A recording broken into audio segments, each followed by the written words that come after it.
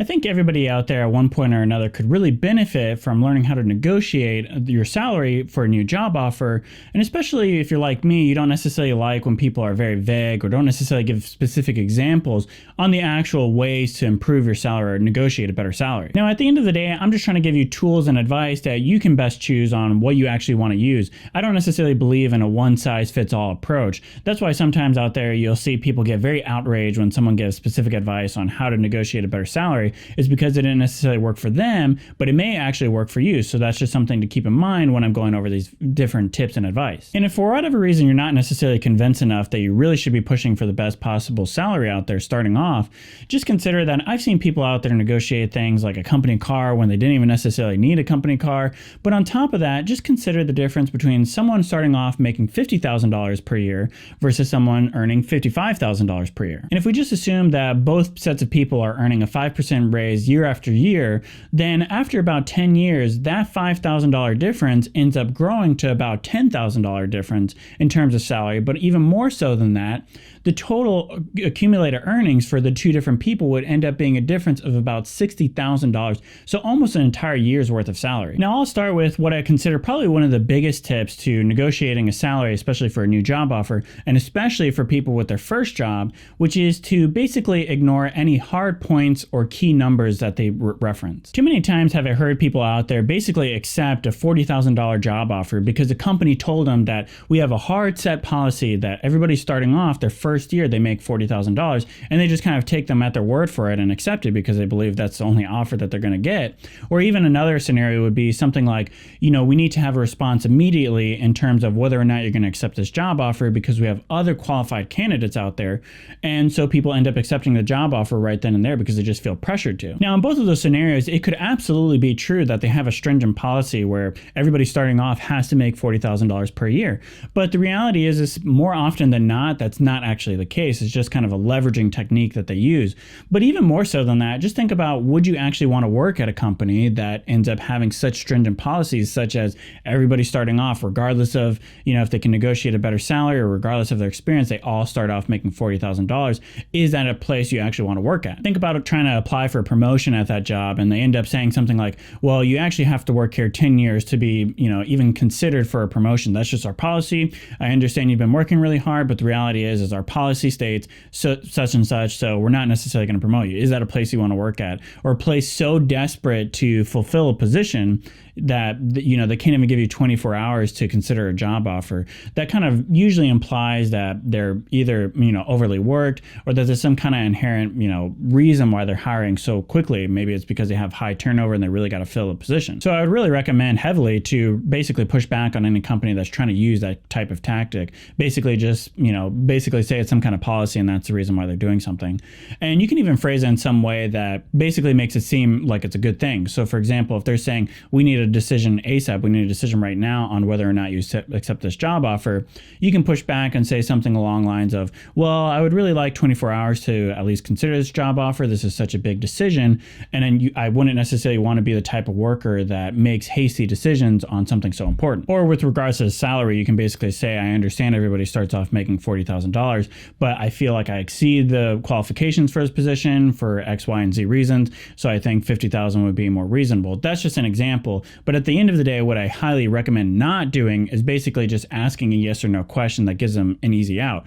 For example, if I ask them, well, are you sure there's really no flexibility on that $40,000? Or are you really sure that, I can't have 24 hours to consider this job offer? They're just going to say no. There's no reason for them to basically, oh, now that you asked the question, suddenly, yes, now I'm going to change my mind. If anything, that makes them look bad that they can easily be influenced by yes or no questions. So typically, that's why I would at least not ask a yes or no question, give them an easy out like that. And I understand that there's plenty of people out there that are like people pleasers, or that they're, uncomfortable when it comes to conflict. And I fully understand that and respect that. But what I at least say here is push through to those few minutes of awkwardness or tension, because, in a way, the company's kind of taking advantage and banking on the fact that you're going to be too kind or basically a pushover, and that's why they can play hardball with you. But even more so than that, pushing through 5 minutes of awkwardness so that way you can get a few years of a couple of $1,000s and a boost in your salary is definitely worth it, because you got to consider that it's just 5 minutes in that discussion, but yeah, you're going to be working there for years to come. And if you feel like you're underpaid, that's something that's going to be, kind of brewing in you day after day, every single time you go to work. So the next bit of advice that I would give as far as negotiating a better salary is to basically know what you deserve in terms of salary. And I know using the word deserve may seem like a little bit entitled, but there's a specific reason why I use that. The main reason being that I see too many people basically base their salary based on averages that they see out there. But the problem with that is that maybe the place that you're ending up working at, maybe you bring additional value just because you're a better fit for that company, or on top of that, maybe that company ends up having a bigger workload than other companies that are in that industry. So by just basing your salary based on what's average, you may end up getting underpaid because of that. Maybe you're working at a poorly run company, or perhaps the company you're about to get hired for has inherent risks. Maybe it's a startup. So those risks translates to you deserving a better salary, because maybe you end up having to find a new job a couple of years down the road. And if that's the case, that costs you time, stress, and money that, you have to take that time and effort to find a new job. So that's where you should be fairly compensated. Now, obviously, figuring out what you actually deserve, a good place to start off is finding those average job salaries. I just don't think it should necessarily be the end all be all. But ideally, you would find the average salary for either the specific job title and company you intend to work at, or at least the level of job experience that you have in that industry. Try to basically narrow it in as much as possible. And there's a lot of great websites out there like, Glassdoor, Indeed. Sometimes you can actually find your specific company that you're going to work at or you're wanting to work at, and actually find the specific job title that, and find out the average salary for that specific company. Especially if it's a big company, there's pretty much a good chance that at least one person or a couple of people have reported their salary. And if you can't necessarily find it there, sometimes you can just Google the specific job title you have or that you're applying for, or sometimes you can look at the Bureau of Labor Statistics. That's usually a great resource as well. But at the end of the day, the more broad it ends up being, the more chance you have of getting underpaid or asking way too much. If I just look up the average salary for a teacher, but yet I'm working in somewhere like New York City, versus if I ended up working in somewhere like, Wichita, Kansas or something, those are going to be drastically different salary ranges that I'm looking at. So just having a general national average doesn't necessarily do you that much good, but at least it's a good starting point. And just two things to actually watch out for as well when you're looking for average salaries out there. If you Google, just go on Google and basically look up the average salary for an accountant, sometimes it'll give you an answer automatically. But the problem is if you go to that actual article it's referencing, it's actually giving the specific average salary for an accountant in some random place, or maybe it's just someone's blog that it's referencing the answer for. So that's something to watch out for, because obviously, it can skew the numbers. On top of that, if you go on like Glassdoor or Indeed to basically find your specific company and the average salary that person is making or job title, sometimes only one or two people have reported their salary at that company. So it ends up kind of skewing the numbers a little bit. For example, if the average designer, graphic designer at a certain company ends up making $50,000, but only one person reported and happened to be this person that was upset with their job and they reported their income at $30,000, then that basically kind of skews my average as far as what I'm using to negotiate. And just one final tip as far as knowing what you deserve in terms of salary, you can also look at competitors as far as, especially if you're looking at a small company, you can't find them on Glassdoor or Indeed, for example, to find the average salary range you're looking for. You can actually look at a competitor. So if I'm looking at a small marketing firm, maybe I can't find them on Glassdoor, but I can find another similar size marketing firm that does have reported salaries and use that to my negotiation. Also, I just want to briefly mention that I do plan on doing a future video as far as other things to negotiate besides salary, because that's a huge factor as well. So you're going to want to hit that subscribe button to stay tuned for that. All right, so the next thing as far as terms of negotiating a better salary, and this is kind of like a secret tip as far as negotiating, but it basically applies to any negotiation, even more so than salary, and that's to negotiate based on value. See, I find a lot of people out there that will basically just find an average salary range. Let's say it's going from $50,000 to $60,000, and they feel like I have a lot of work experience, so that's why I deserve the top of the line $60,000 in terms of salary. But the problem is what if you deserve actually a little bit more than that because you bring additional value to a company? Now, here's the thing. It's absolutely true that HR companies are usually hiring you for a very specific job title and reason. And, if I'm hiring you for an accountant role, why do I care that you're a great salesman? That's a great skill set, but it doesn't bring the company any value. That's an absolutely true statement or valid point to make. But here's the thing. It's absolutely true, too, that there are a lot of companies out there that basically have job duties and roles that need to be fulfilled, but they can't necessarily hire somebody full time to do that. So For example, if I'm working at a small company as an accountant, maybe they're not necessarily big enough yet to hire a full IT person, but at the same time, they have a lot of computers that are being, handed around, and somebody needs to keep track of that. Or maybe they have network capabilities, as far as having an external server that they use. And those are things that have to be managed by somebody. So if you can bring that up and kind of make sure that they know the additional value you're bringing. So, for example, if I've negotiated $50,000 in terms of my accounting salary, and I've made the point that based on my experience and qualifications, I deserve $50,000, I can also bring up the point that, but as an additional, I think I should be paid $55,000 because I also bring this added value in terms of, being able to kind of manage the IT department part-time. Obviously, with that being said, though, not necessarily every company is going to care about that, and they are just hiring you for that specific role. And on top of that, you obviously have to acknowledge the fact that you would be getting paid more, but for the additional roles and responsibilities, and you're basically risking your job duties and responsibilities expanding further and further. But at least from my perspective, I usually find that happens anyways. Even working at a place as random, like my high school job as a coffee shop, that's even a scenario where you can kind of use this to your advantage. If the average barista hourly rate at the time was $10 to $12 an hour, and I negotiated $12 an hour based on my experience and everything, maybe I can even negotiate a little bit further because there are job roles that need to be fulfilled at a coffee shop that aren't necessarily directly, listed on the job title. For example, they obviously need somebody to clean the bathroom. They're not necessarily going to have a janitor come in and do that, but that's not always listed as job responsibilities.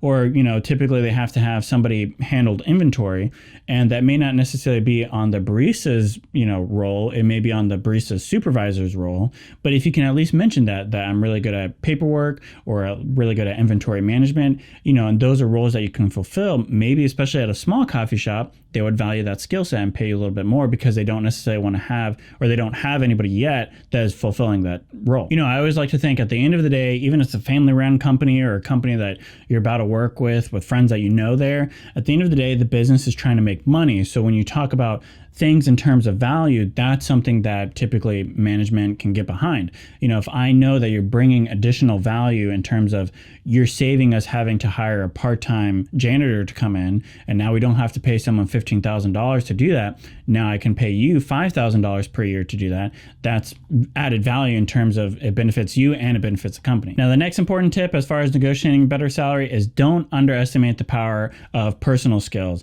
And what I mean by here, some people refer to it as soft skills or relationship skills, but at the end of the day, what we're really talking about here is just the overall likability of a person. I have sat in on meetings where people were passed on and we went with a more expensive person just because of the likability of that person. And it's kind of funny because you think about it and you're like, how much can you really know how likable somebody is over just, the course of a few interviews? And that's just it, right? That you have this unique opportunity to basically just do a few things that make you just slightly likable, and that's enough sometimes to distinguish yourself between other people. So making a fun, lighthearted joke or talking about something very universal and gets a conversation going can be a huge advantage. Don't necessarily talk about something very specific that only a few people will understand. Talking about a very specific show. Hey, did you catch that last episode of that random show that nobody necessarily has heard of? That works out great if that person has, because it's a unique opportunity there for you to talk about. But more often than not, it'll just go over their head and kind of feels awkward and uncomfortable for most people. So sticking about something general, just asking something like, hey, did you see the sports game the other day? Which sports game are you talking about? I don't know. Any game? Yeah, I think we're going to have to pass. Obviously, don't necessarily get you caught in a scenario where it's awkward and you're talking about something you're not too familiar with. Try to stick with something that you know. Or more often than not, if you're interviewing on like a Friday or Monday, typically people will ask, just through the nature of small talk, how was your weekend? Or, what are you up to this weekend? And that's usually a good opportunity to bring up something generic and just say something like, well, I was watching Netflix. I'm having a tough time finding something new to watch. You guys recommend anything? And if they talk about whatever show, ask them more about that, and that ends up creating this bond that will be more relevant once you actually get to that negotiation process as far as the actual salary. Now, I'll be honest, I'm actually one of those people that really doesn't like small talk, and it actually really turns me off for the most part. But at the end of the day, it still does work, because if you think about even someone like me who doesn't necessarily care for small talk, when you're thinking about all these different candidates, it ends up kind of blurring all together. I don't really remember the difference between candidate A, B, and C, but if I can at least hold on to something and remember, oh, candidate B was that one that, ended up talking about this baking show on Netflix. And then, oh yeah, you know what? Actually, they work pretty qualified too. And then that ends up kind of giving them leverage in terms of the negotiation process. Because when it comes down to it, once the actual job offer is made to them, because they're a little bit more likable, people just have a resistance to basically countering an offer. So if I end up liking somebody, offering them $50,000 to come work at my company, then when they counter and offer $60,000, because I find them more likable, I'm more willing to basically give them a pass on that because, there's this bond that's been made. But here's something to actually watch out for is that the reverse can actually be true too. That's why you find HR people that are basically really, really trying to make it seem like they're your best friend. So they'll give you a call up and say, hey, I really pushed for you because I thought you're an excellent candidate and I really pushed for the best top of the line salary that you could get, and they're offering $50,000 to you. Still try to push back on that and basically say, I really am looking for $60,000, because they're basically counting on the fact that you find them likable enough and that they're fighting for you. But at the end of the day, they work for the other company and they are trying to basically make the salary as low as possible and save the company as much money as possible. So keep that in mind and counter that offer and counter it with what you actually think you deserve. The next major tip as far as negotiating a better salary for a job offer is to leverage your advantages. And what I mean here is, obviously, if you have another job offer, leverage that. That's your advantage right there. But there can be other advantages that don't necessarily seem like advantages, but they actually can be if you spin it the right way. For example, if I'm trying to leave my current job because I absolutely hate it and want to get out and do another job as quickly as possible, I can spin that as an advantage.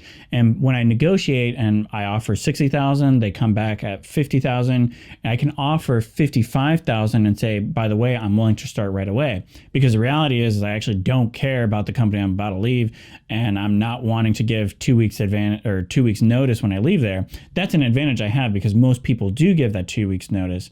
So, and I'm not necessarily saying you should always do that, but I'm just saying if you're already committed to the idea of leaving your company without giving them notice, that's an advantage you have. Or another example would be if I'm just trying to see what other jobs are out there, but I don't necessarily hate my job, I like my current job and I get paid well, then that's a huge advantage you have because you can be more hard on your actual salary that you're offering. So if I offer $60,000, I'm willing to go work at a different company and they come back at $57,000, I can stick firm to that $60,000 because I don't really care to leave where I'm at. So that's a huge advantage. You really, really need to play that as much as possible because that's an advantage that other people won't have. And the reason I say this all is because, with all these different points, you have to keep in mind that there's typically a lot of other people that have the exact same criteria or qualifications that you do. So if you're applying for a job and you have an MBA, other people may have an MBA as well and have Excel skills just like you do. So when you're trying to distinguish yourself, even those small little things, you have to use that to your advantage, such as if you can start a little bit sooner, or maybe if you can hold out a little bit longer in terms of, there's companies out there where the reverse happens, right? They have a hiring date that is 6 months away, and a lot of people can't wait that long for a new job. They're looking for a job in the next month or 2 weeks or even right now.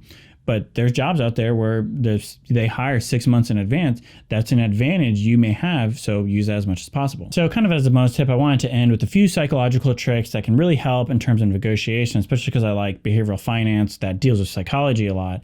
So the first being is try to talk about things in terms of being really close to a deal. So if I offer $60,000 to a company and they counter and say, why not $50,000? That's what we think we can give. And I say, how about $55,000? From the HR's perspective, they basically could offer $52,000, and then I might come back at 53 and so forth. And so there may be a lot more steps involved versus them just saying, no, I'm done with the negotiation process. We're sticking at 50. That's a lot easier in their mind. But if I frame it and say, how about I offer 60, they offer 50, and I say, how about $55,000? We're really close to a deal, and I would hate for us to, not reach a deal because of this. Then now the idea of them passing on me versus accepting that $55,000 is just as easy, right? Because they know if they accept that $55,000, the deal is done. Versus in the other scenario, it's not really clear to me if whether or not we're going to continue to negotiate or not. The second tip that I kind of wanted to mention that kind of alluded to in that other scenario is basically frame things in terms of losing rather than them gaining. A lot of people like to praise themselves and say, I bring a lot of benefit to the company, but try to frame it in a different way. Try to frame it as, I would hate for you guys to lose out on the opportunity for me to work there and grow there.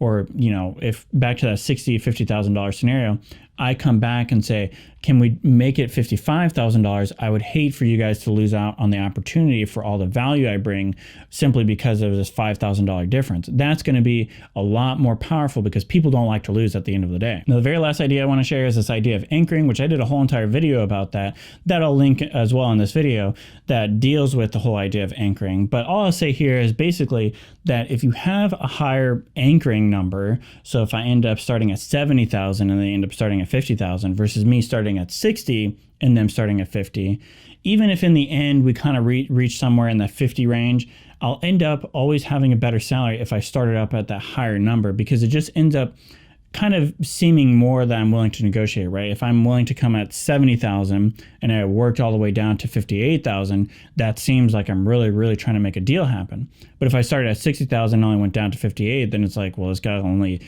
is willing to budge $2,000 in terms of salary. That doesn't really seem like a person willing to compromise.